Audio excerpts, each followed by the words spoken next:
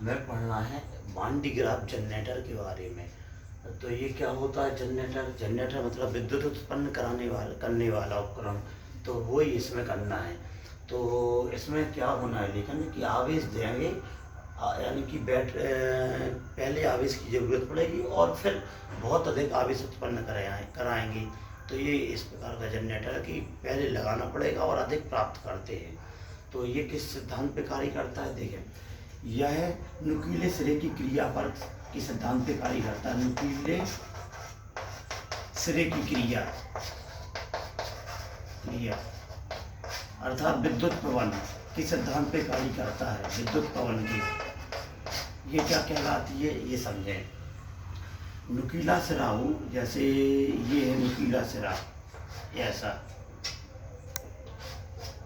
तो यहाँ किसी चालक को आवेश दिया जाता है तो ये इस पूरे सतह पर एक समान वितरित हो जाता है। क्योंकि यह बहुत पतला है, नुकीला है, तो यहाँ आवेश का घनत्व तो ज़्यादा होता है।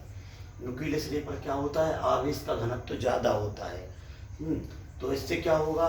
तो इसका उपयोग यहाँ करेंगे। नुकीले सिरे पर आवेश देंगे, जैसे नुकीला सिरा C1 है, धात्विक कंघी होती है, जो C1 धात्विक कंघी है, यहाँ आवेश देंगे तो यहाँ आवेश का घनत्व ज़्यादा हो जाएगा, नुकीले सिरे की क्रिया होगी।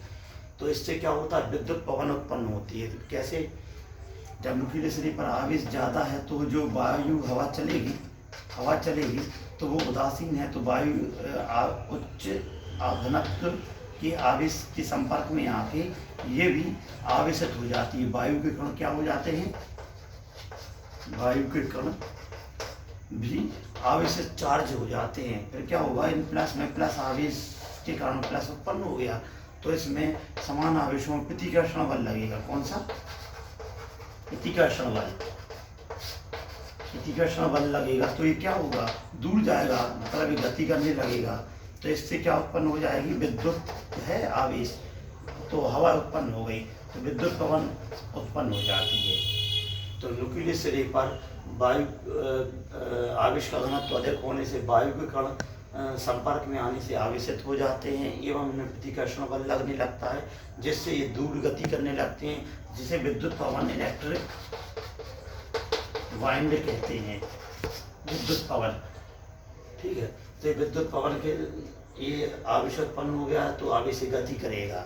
ये उपकरण अभी देखते हैं। और दूसरा क्या है? विद्युत पवन के सिद्धांत में क्या है? दूसरा क्या है? नुकीले सिरा तो हो चुका है, खोखले गोले हो तो आवेश उसकी सतह पर संचित होता जाता है। क्या?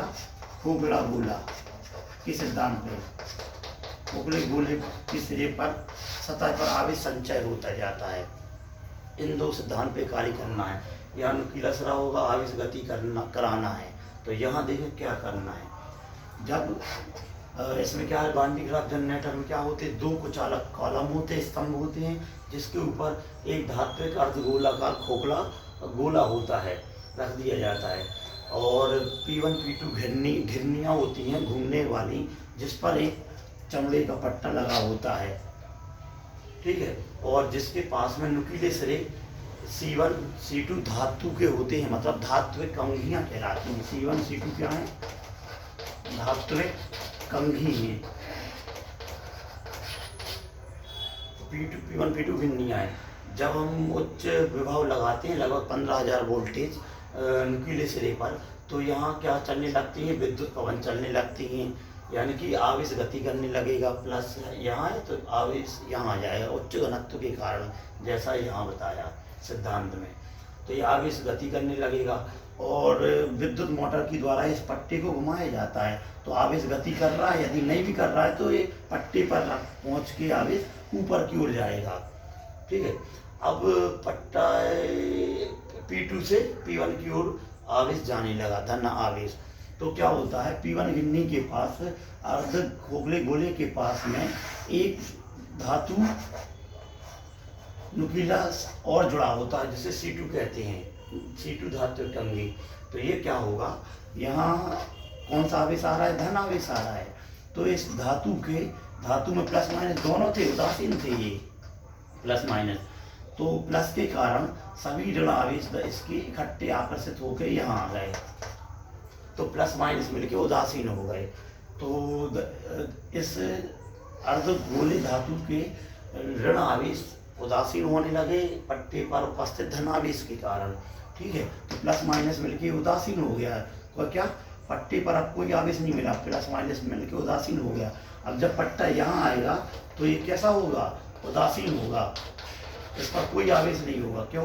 क्योंकि धन आवेश इस पर माइनस आ गए प्लस के कारण और उदासीन हो गए। चूंकि ये बहुत बड़ा आकार का होता है, मीटर में त्रिज्या होती है अर्धगोले की, तो ऋण आवेश प्लस को उदासीन करते जाते हैं। और फिर ये पट्टा फिर आएगा ज्यों का त्यों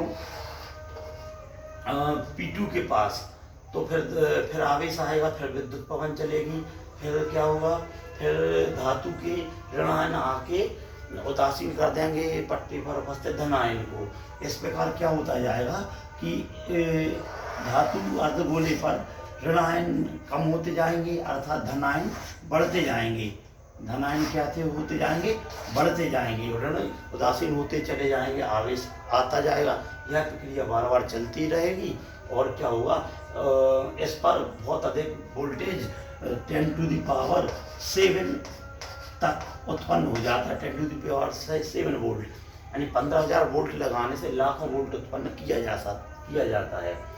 तो इसमें क्या करना है, कुल मिला के उच्च विभव C1 धातु कंघी को दिया जाएगा, विद्युत पवन चलेगी, पट्टे के द्वारा आवेश ऊपर जाएगा। C1 धातु से जुड़ा होने के कारण धातु के ऋण आयन प्लस को उदासीन कर देंगे, इसलिए पट्टा उदासीन हो जाएगा और ये नीचे की ओर आएगा। और फिर से वही प्रक्रिया फिर चलेगी, फिर धन आवेश आएगा, फिर ऊपर जाएगा, फिर धातु के ऋण आयन आके प्लस को उदासीन करते जाएंगे, और धातु पर ऋण की कमी होती जाएगी, अर्थात धन की वृद्धि होती जाएगी, यानी आवेश धन उत्पन्न हो जाएगा। यह इसका सिद्धांत है। इसकी ये कमी है जिसमें वोल्टेज लगाना पड़ता है और तब यह वोल्टेज उच्च प्राप्त होता है। मतलब पहले वोल्टेज करंट होनी चाहिए आवेश, तब आवेश उत्पन्न होता है। दूसरी कमी क्या है, इसका आकार बहुत बड़ा होता है, इसे लाने ले जाने में कठिनाई होती है। कॉलम 15-15 मीटर तक के होते हैं और इसे कोई चालक पदार्थ से ढक दिया जाता है इस पूरे सिस्टम को। लेकिन इसका फायदा ये है कि यदि नाभिकीय अभिक्रियाएं करवानी है या उच्च वोल्टेज चाहिए है तो इसका उपयोग करेंगे। उच्च वोल्टेज, कम वोल्टेज लगा के उच्च वोल्टेज 10⁻⁷ वोल्ट तक यहाँ उत्पन्न किया जा सकता है।